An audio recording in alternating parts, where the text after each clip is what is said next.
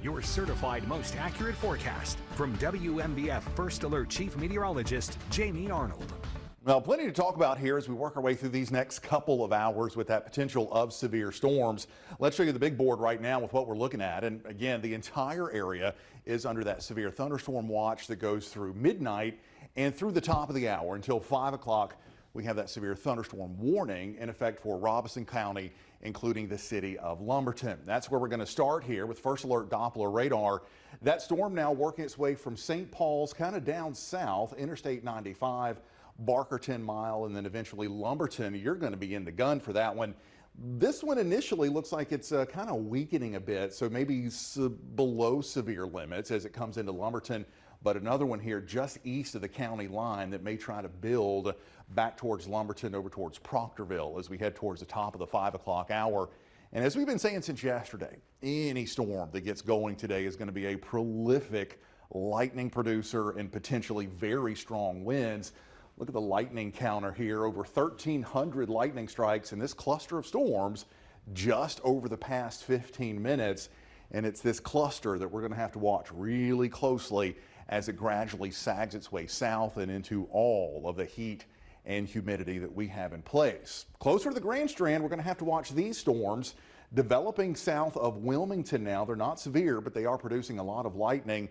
Those are firing up on the sea breeze, and that sea breeze kind of rides just about like this into central Horry County. And as I mentioned a couple of minutes ago, that sea breeze is going to be a real focus for what could be some even stronger storms that try to develop a little bit later this evening as that action moves in. And future radar has a decent handle on that, bringing those storms in here, although likely future radar potentially running a little bit late here. Notice it holds off until we get into the 7 to 8 o'clock, even 9 o'clock hour.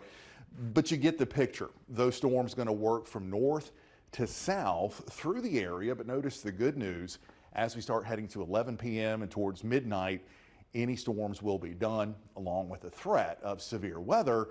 And then we get a bit of a break. The storms going to break the worst of the heat that we've had the past couple of days. And notice the temperature trend tomorrow through the weekend, and the Grand Strand takes us out of the 90s down into the upper 80s. And while it's still hot inland, as we've been saying, this is just kind of normal hot. Afternoon temperatures in the low 90s.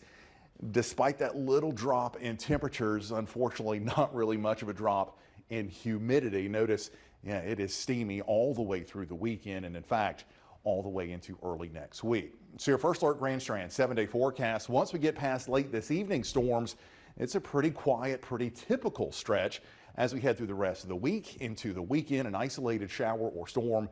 Temperatures between 86 and 88 degrees every single day through Wednesday of next week. 10-day forecast takes us all the way through the 4th of July. We may have a better chance of some pop-up storms as we head into next week, but not seeing any washouts. And then notice inland, no more 99s, no more 100s showing up, even some upper 80s, even inland as we head into Wednesday of next week. So the main focus is going to be about the next, let's say 5 hours. And then once past that, it's kind of smooth sailing into the weekend.